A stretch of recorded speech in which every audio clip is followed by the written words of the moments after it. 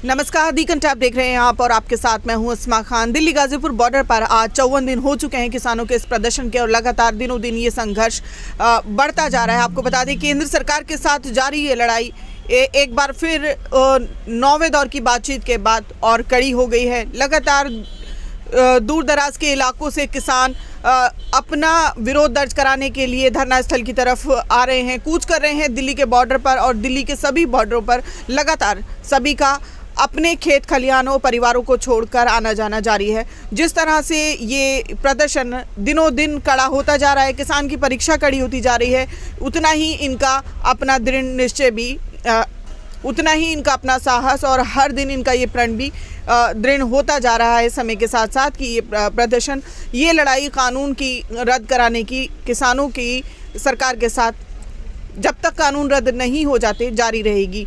फिलहाल दिल्ली गाजीपुर बॉर्डर पर एक जत्था है जो मुजफ्फरनगर से यहाँ आया है अपने किसान भाइयों का समर्थन करने, उनका साथ देने और साथ ही उनके लिए बहुत सारी खाने पीने का सामान लेकर के। तो यहाँ बात कर रहे हैं इस बस में जिसमें ये सभी लोग मौजूद हैं। क्या लग रहा है आपको, जब आपने ये लड़ाई शुरू की थी क्या उस वक्त आपको पता था ये लड़ाई इतनी लंबी चलेगी? हमें सरकार से ये उम्मीद नहीं थी कि सरकार इतने कड़े स्टेप लेगी कि किसान की कोई बात सुनने की नहीं, इतनी तानाशाही पर आ जाएगी। हमें ये उम्मीद नहीं थी। हमें ये उम्मीद थी कि किसान की बात मान ली जाएगी सरकार के द्वारा, लेकिन नहीं माननी गई। और नहीं माननी गई तो किसान ने भी अपना मन बना लिया कि यह लड़ाई आर पार की है। इसके लिए किसान को 6 महीने अगर यहाँ अपना आंदोलन चलाना पड़ा तो 6 महीने किसान आंदोलन चलाऊगा। और लोगों का गाँव में जो लोग यहाँ धरने में शामिल नहीं हो रहे, उनकी आत्मा आस्था यहाँ इस धरने के समर्थन में है। उन लोगों ने भी निर्णय ले लिया कि हम जत्थेवार समय समय पर 50 और 100 किसान आते जाते रहो जागे और धरने को पूरा सपोर्ट करेंगे जब तक ये 3 काले कानून वापस नहीं होने के और एसएमपी पे कानून नहीं बनेगा तब तक किसान अपना आंदोलन वापस नहीं लेगा। और अब हमारी अगली तैयारी 26 जनवरी की है। बच्चों और महिलाओं के साथ हम सब लोग मजबूती से आओगे और इस लड़ाई को पूरी मजबूती के साथ लड़ेंगे। सरकार चाहे हमें जेल भेजो और चाहे हमें लाल किले तक जाने के लिए परमिशन दो, जो किसान को तय कर उस सरकार को तय करना है। सरकार से एक ही बात कहनी है कि किसान यहाँ जाड्डे में दिन रात पड़ा है, बारिश में, लेकिन इसकी बात सुन ले सरकार। ये कोई इतना बड़ा बात नहीं थी कि इसे बिल्कुल मानने को तैयार नहीं। ये कोई इस तरह चल रही जिस तरह हिटलर चल रहा था शासन को लेकर। ये गलत है बिल्कुल। सरकार अपनी जिद पर अड़ी पड़ी है तो किसान भी अपनी जिद पर अड़ा पड़ा है। इसका नमूना 26 जनवरी को पता लग जाएगा कि किसमें है कितना दम। मोदी ने हमारी पैर छेद दीजिए बिल्कुल, कहीं कहीं छोड़ देना किसानों को। किसान बेचारे नहीं फिर देंगे तिंगे। 54 दिन हो लिया आज यहाँ धरने को, कुछ सुन नहीं रहा ना कोई आ रहा। बताओ जी क्या करें फिर? जब तक हमारी मांग पूरी नहीं होने की हम इंतजार जाने के नहीं बिल्कुल भी। हम लोग ये सोच रहे थे कि मोदी सरकार किसानों की सरकार है। हर जगह मोदी ये कहते थे कि हम किसान पुत्र है, किसानों की हर मांग पूरी करेंगे, हर जिम्मेदारी निभाएंगे। लेकिन सरकार सिर्फ पूंजीपतियों की बात करती है और जो किसानों का पेमेंट है वो तो दिलवा नहीं पाते। सुप्रीम कोर्ट में ले गई मुद्दे को। सुप्रीम कोर्ट के जो नियम है, जो सुप्रीम कोर्ट के आदेश है, उन्हें फॉलो नहीं करती और कहते हैं कि किसान फॉलो नहीं कर रहे। किसान क्यों फॉलो करे जब ये सरकार पिछले 10 साल से नहीं कर रही फॉलो? 14 दिन में पेमेंट देने का, गन्ने का पेमेंट 14 दिन में देने का कहा। बताइए कौन सा मिल ऐसा है? सरकारी मिल और तो और प्राइवेट को छोड़ दीजिए, सरकारी मिल नहीं पेमेंट दे पा रहे हैं उनका। उनके पिछले साल का गन्ने का पेमेंट रुका है।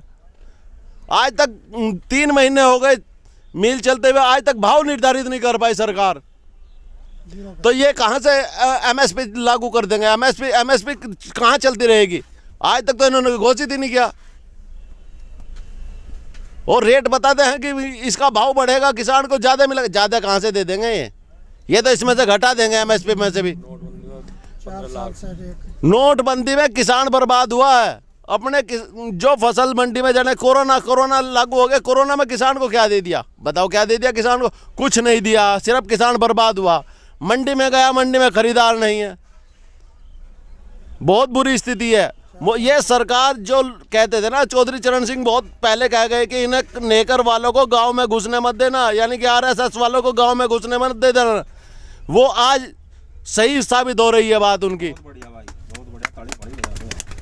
उन लोग चरण सिंह जी की अगर बात पे हम चलते तो आज हमारा ये हश्र ना होता जो आज हो रहा है इनका।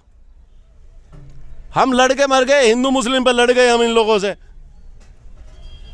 और बर्बाद हो गए अपने आप। हम तो यही कहना चाह रहे हैं कि ठीक है, मोदी सरकार, मोदी को तो घर परिवार की कुछ है नहीं, आगे पीछे कुछ है नहीं। जो अपने परिवार को नहीं देख सकता वो किसी देश को क्या देख लेगा। उन्हें तो बेचना है, चाहे कोई किसी का कहीं गुंठा लगवा लो, गांव में रंडवा होता है वो उसका कोई गुंठा लगवा ले, इसीलिए ये पूंजीपति भी इसका गुंठा लगवा ले कहीं हुई। ये जो कानून सरकार ने लागू करने जा रही है, 8,000 बढ़ा दिया, 2,000 इससे तो हमने पहले शिक्षा ले ली थी।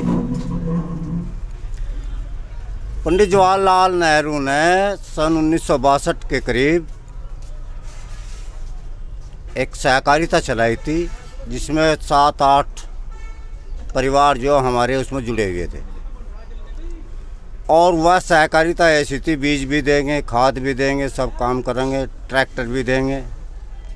दिया, फसल बारिश में बर्बाद होगी।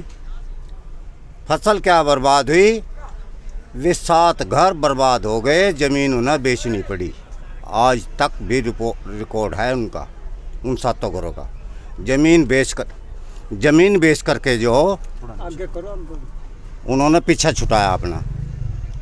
जहाँ तक सवाल है इस कानून का विरोध जारी रहेगा, चाहे सन 24 आ जाओ, चाहे ये आज सुन लो, चाहे 10 दिन में सुन लो, ये जारी रहेगा। और जारी तब तक रहेगा जब तक हमारी बात मानी नहीं जाएगी। जय हिंद, जय भारत।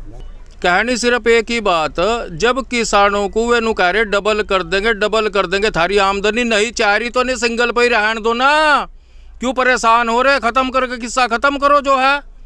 बस खम खाई इनका डबल करेंगे, 10 गुना करेंगे, यार ये तो वहीं रहना चाह रहे जहाँ है तो ना वहीं रहने दो। पर पता नहीं क्या समझ में आ रही, और ये डंगरों ने तो इन्होंने बिजारों ने इतनी बुरी हालत कर दी, बस बुरी हालत। सब मेन मुद्दा तो किसानों का यो है। नहीं ट्रैक्टर तो 10 साल में क्या 100 साल में भी खराब नहीं होते, पता नहीं क्या क्या कर रहे हैं, तो नवे कानून ला रहे काट का। MSP का मतलब होता है न्यूनतम समर्थन मूल्य, जो सरकार ने तय किया हुआ है। गन्ने का उदाहरण के तौर पर मैं बताऊं कि गन्ने का रेट तय कर दिया, और गन्ने का रेट करा 325 रुपये क्विंटल, लेकिन कोल्हुआ गन्ना 200 रुपये बिक रहा किसान का। उनके खिलाफ कोई कानूनी कार्रवाई का प्रावधान नहीं है इस कानून में। अगर इस पर कानून बने तो जो सरकार न्यूनतम रेट तय करे उससे कम पर खरीद नहीं होगी, तो किसान की आमदनी तो तब बढ़ेगी। और ये झुट्टे ढकोसले कर रहे हैं कि किसान की आमदनी बढ़ेगी, ये तो किसान को बर्बाद करना चाह रहे हैं। तो सबसे पहली चीज़ तो इसमें यह है 3 कानून वापस होने के साथ साथ कि इस पर MSP पर कानून बने।